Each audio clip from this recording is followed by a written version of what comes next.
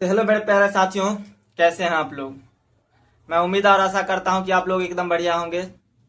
आप सभी का मोस्ट वेलकम है आज फिर आपके अपने यूट्यूब चैनल एसके लक्ष्य एजुकेशन में। तो आप लोग कमेंट करेंगे फटाफट, आप लोग कहां तक पढ़े थे पिछले क्लास में। बताएंगे आप लोग कहां तक पढ़े थे। तो हम लास्ट क्लास कहां देखे थे, कहां तक, परावर्तित किरण कहां तक देखे थे, परावर्तित किरण। तो आखिर आप लोग बताइएगा कमेंट में परावर्तित किरण किसे कहते हैं। बताइएगा परावर्तित किरण किसे कहते हैं।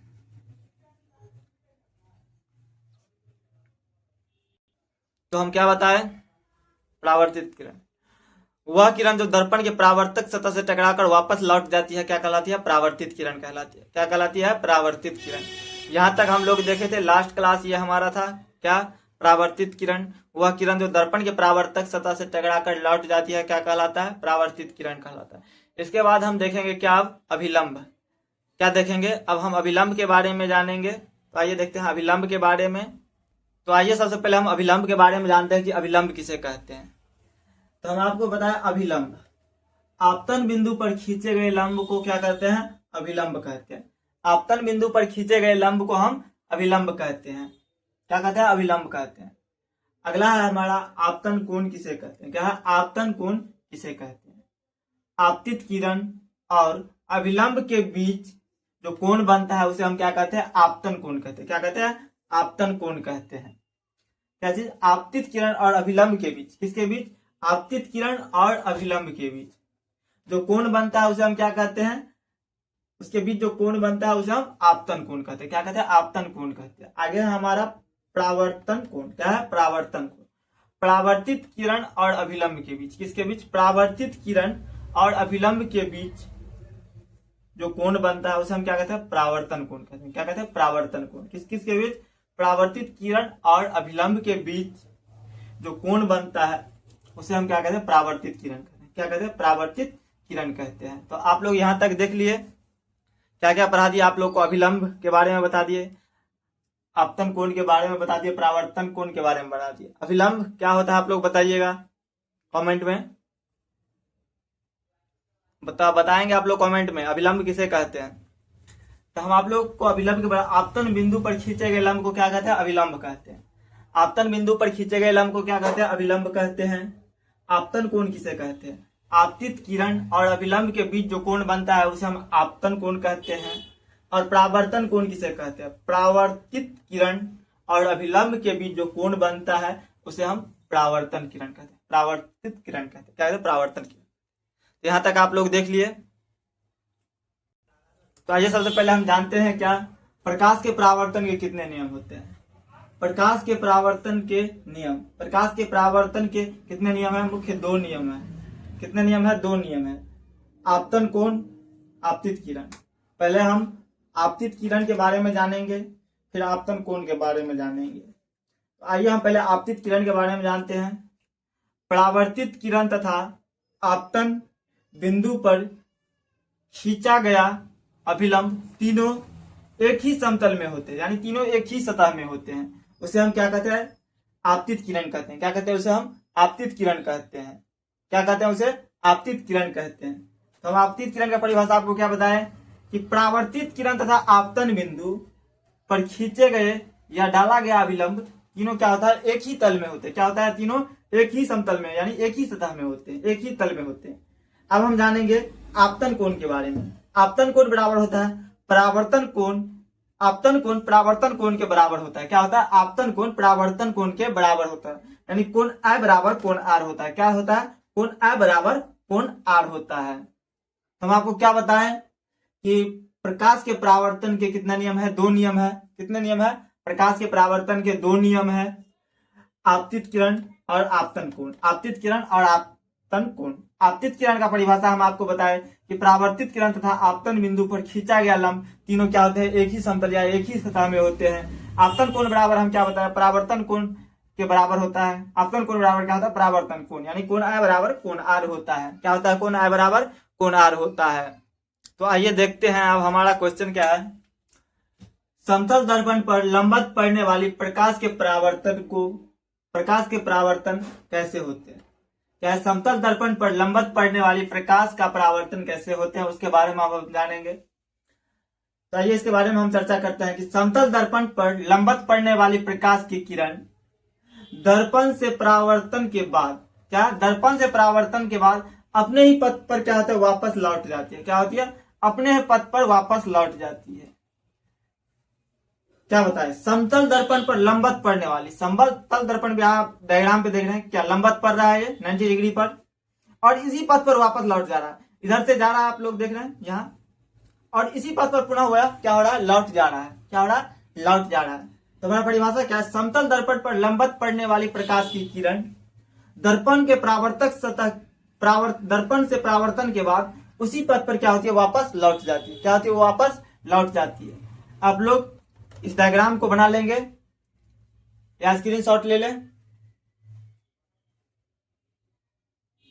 तो ले लिया आप लोग स्क्रीनशॉट। तो आप लोग स्क्रीनशॉट ले लिए सारे आदमी।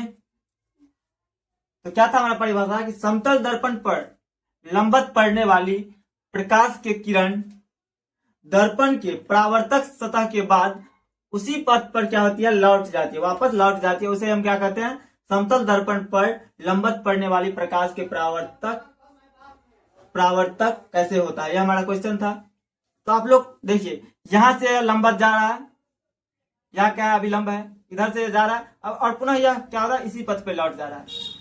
इसे हम क्या कहते हैं, आने वाले आपतित किरण, जिसे हम आर से डिनोट करते हैं, और यह आपतित किरण जिसे हम आई से डिनोट करते हैं। यानी कोण आई बराबर क्या होता है, कोण आर होता है। क्या होता है, कोण आई बराबर कोण आर होता है। तो अब हम किस चीज के बारे में जानेंगे, अब हम प्रतिबिंब के बारे में जानेंगे। किस चीज के बारे में जानेंगे, अब हम प्रतिबिंब के बारे में जानेंगे। हम प्रतिबिंब के बारे में जानते हैं। प्रतिबिंब किसे कहते हैं, क्या है, प्रतिबिंब किसे कहते हैं, किसी बिंदु स्रोत से आती प्रकाश की किरण, क्या है, किसी बिंदु स्रोत से आती प्रकाश की किरण दर्पण से परावर्तन के बाद, क्या है, दर्पण से परावर्तन के बाद जिस बिंदु पर मिलती है, क्या है, जिस बिंदु पर मिलती है या मिलती हुई प्रतीत होती है, क्या, या मिलती है या मिलती हुई प्रतीत होती है, क्या कहलाती है, उसे उस बिंदु स्रोत का प्रतिबिंब कहते हैं। क्या कहते हैं, उसे उस बिंदु स्रोत का प्रतिबिंब कहते हैं। क्या कहते हैं, प्रतिबिंब कहते हैं। हम आपको प्रतिबिंब का परिभाषा क्या बताएं, बताइएगा आप लोग कमेंट में। प्रतिबिंब का परिभाषा आप लोग को क्या बताएं, प्रतिबिंब का परिभाषा हम बताएं कि किसी बिंदु स्रोत से आती प्रकाश की किरण, क्या है, किसी बिंदु स्रोत से आती प्रकाश की किरण दर्पण से परावर्तन के बाद, क्या, दर्पण से परावर्तन के बाद जिस बिंदु पर आती है, क्या है, जिस बिंदु पर मिलती है या मिलती हुई प्रतीत होती है, क्या, जिस बिंदु पर मिलती है या मिलती हुई प्रतीत होती है, उसे इस बिंदु का प्रतिबिंब कहते हैं। उसे उस बिंदु स्रोत का क्या कहते हैं, प्रतिबिंब कहते हैं। क्या कहते हैं, प्रतिबिंब कहते हैं। आगे हम देखते हैं प्रतिबिंब कितने प्रकार के होते हैं। तो बताइएगा आप लोग कमेंट में, प्रतिबिंब कितने प्रकार के होते हैं। प्रतिबिंब 2 प्रकार के होते हैं। कितने प्रकार के, 2 प्रकार के होते हैं, वास्तविक प्रतिबिंब और आभासी प्रतिबिंब। कितने प्रकार के प्रतिबिंब होते हैं, प्रतिबिंब 2 प्रकार के होते हैं, आभासी और वास्तविक। आभासी और वास्तविक प्रतिबिंब। कितने प्रकार के प्रतिबिंब होते हैं, 2 प्रकार के प्रतिबिंब होते हैं। तो हम आप लोग को क्या सब बता दिए यहाँ पे, अभी आपको प्रतिबिंब के बारे में बताया, प्रतिबिंब के कितने प्रकार होते हैं वो बता दिए। प्रतिबिंब के कितने प्रकार होते हैं, प्रतिबिंब के 2 प्रकार होते हैं, वास्तविक और आभासी। कितने, 2 प्रकार, वास्तविक और आभासी। तो एक बार फिर से देख लेते हैं कि प्रतिबिंब किसे कहते हैं। प्रतिबिंब हम आपको बताए किसी बिंदु स्रोत से आ रही प्रकाश की किरणें, क्या है, कि किसी बिंदु स्रोत से आ रही प्रकाश की किरणें दर्पण से परावर्तन के बाद, किससे, दर्पण से परावर्तन के बाद जिस बिंदु पर मिलती है या मिलती हुई प्रतीत होती है, क्या कहलाता है, प्रतिबिंब कहलाता है। क्या कहलाता है, प्रतिबिंब कहलाता है। प्रतिबिंब के कितने प्रकार होते हैं, प्रतिबिंब के 2 प्रकार होते हैं। कौन कौन, वास्तविक प्रतिबिंब और आभासी प्रतिबिंब। कितना, 2 प्रकार होते हैं, वास्तविक और आभासी। आइए सबसे पहले हम किस चीज के बारे में जानेंगे, वास्तविक प्रतिबिंब के बारे में जानेंगे कि वास्तविक प्रतिबिंब आखिर कहते किसे हैं। वास्तविक प्रतिबिंब हम आपको बताएंगे, प्रतिबिंब 2 प्रकार के, वास्तविक और आभासी। प्रतिबिंब 2 प्रकार के होते हैं, वास्तविक प्रतिबिंब और आभासी प्रतिबिंब। सबसे पहले हम जानेंगे वास्तविक प्रतिबिंब किसे कहते हैं। आइए देखते हैं वास्तविक प्रतिबिंब किसे कहते हैं। क्या है, वास्तविक प्रतिबिंब किसे कहते हैं, किसी बिंदु स्रोत से आती प्रकाश की किरणें, क्या है, किसी बिंदु स्रोत से आती प्रकाश की किरणें दर्पण से परावर्तन के बाद, किससे? दर्पण से परावर्तन के बाद जिस बिंदु पर, कहा, जिस बिंदु पर वास्तव में मिलती है, कहा, जिस बिंदु पर वास्तव में मिलती है उसे उस बिंदु स्रोत का क्या कहते हैं? वास्तविक प्रतिबिंब कहते हैं। उसे उस बिंदु का क्या कहते हैं? वास्तविक प्रतिबिंब कहते हैं। वास्तविक प्रतिबिंब को क्या कर सकते हैं? हम पर्दे पर उतार सकते हैं। क्या कर सकते हैं? वास्तविक प्रतिबिंब को हम पर्दे पर दिखा सकते हैं। उसे हम क्या कहते हैं? वास्तविक प्रतिबिंब कहते हैं। और आभासीय प्रतिबिंब जो होता है उसे हम पर्दे पर क्या कर सकते हैं? उतार नहीं सकते हैं। तो हम आपको प्रतिबिंब का परिभाषा क्या बताए? वास्तविक प्रतिबिंब का परिभाषा बताए कि जिस बिंदु स्रोत से आ रही प्रकाश की किरणें, क्या, जिस बिंदु स्रोत से आ रही प्रकाश की किरणें दर्पण से परावर्तन के बाद, दर्पण से परावर्तन के बाद जिस बिंदु पर वास्तव में मिलती है, कहा, जिस बिंदु पर वास्तव में मिलती है उसे उस बिंदु स्रोत क्या क्या कहते हैं? वास्तविक प्रतिबिंब कहते हैं। क्या कहते हैं? वास्तविक प्रतिबिंब कहते हैं। वास्तविक प्रतिबिंब को क्या कर सकते हैं? हम पर्दे पर उतार सकते हैं। क्या कर सकते हैं? वास्तविक प्रतिबिंब को हम पर्दे पर प्राप्त कर सकते हैं। क्या कर सकते हैं? वास्तविक प्रतिबिंब को हम पर्दे पर उतार सकते हैं और आभासीय प्रतिबिंब को हम पर्दे पर उतार नहीं सकते। तो अब हम आभासीय प्रतिबिंब के बारे में जानेंगे। किस चीज के बारे में? आभासीय प्रतिबिंब के बारे में जानेंगे। तो आइए हम स्टार्ट, अब क्या बताएंगे आपको? अभिसारी किरण पुंज के बारे में। किस चीज के बारे में? अभिसारी, सॉरी, क्या, आभासीय प्रतिबिंब के बारे में बताएंगे। किस चीज के बारे में? आभासीय प्रतिबिंब के बारे में बताएंगे। क्या कह रहा है? किसी बिंदु स्रोत से आती प्रकाश की किरणें, क्या है? किसी बिंदु स्रोत से आती प्रकाश की किरणें दर्पण से परावर्तन के बाद, क्या है? दर्पण से परावर्तन के बाद जिस बिंदु से आती हुई प्रतीत होती है उसे आभासीय प्रतिबिंब कहते हैं। क्या कहते हैं? उसे आभासीय प्रतिबिंब कहते हैं। आभासीय प्रतिबिंब को हम पर्दे पर क्या कर सकते हैं? प्राप्त नहीं कर सकते। क्या कर सकते हैं? आभासीय प्रतिबिंब को हम पर्दे पर प्राप्त नहीं कर सकते हैं। तो हम आपको प्रतिबिंब दो प्रकार के होते हैं वो भी बता दिए। कितने प्रकार के होते हैं? दो प्रकार के, वास्तविक प्रतिबिंब और आभासीय प्रतिबिंब। क्या? वास्तविक प्रतिबिंब और आभासीय प्रतिबिंब। आभासीय प्रतिबिंब को ही हम क्या कहते हैं? एक नाम और से जानते हैं, उसे हम काल्पनिक प्रतिबिंब भी कहते हैं। क्या चीज? काल्पनिक प्रतिबिंब के भी नाम से जानते हैं। क्या चीज के नाम से? काल्पनिक प्रतिबिंब के नाम से। तो हम आप लोग को क्या बताया? आभासीय प्रतिबिंब के बारे में बता दें। प्रतिबिंब दो प्रकार के होते हैं, वास्तविक प्रतिबिंब और आभासीय प्रतिबिंब। अभी आभासीय प्रतिबिंब को हम एक नाम और से जानते हैं, काल्पनिक प्रतिबिंब के नाम से जानते हैं। हम आभासीय प्रतिबिंब का परिभाषा आप लोग को क्या बताए कि जिस बिंदु स्रोत से आ रही प्रकाश की किरणें, क्या, जिस बिंदु स्रोत से आ रही प्रकाश की किरणें दर्पण से परावर्तन के बाद, क्या है? दर्पण से परावर्तन के बाद जिस बिंदु से आती हुई प्रतीत होती है, क्या, जिस बिंदु से आती हुई प्रतीत होते हैं उसे ही हम क्या कहते हैं? आभासीय प्रतिबिंब कहते हैं। आभासीय प्रतिबिंब को हम पर्दे पर नहीं उतार सकते हैं। तो आप लोग को यहां तक समझ में आ गया तो आप लोग यस कमेंट कर देंगे फटाफट।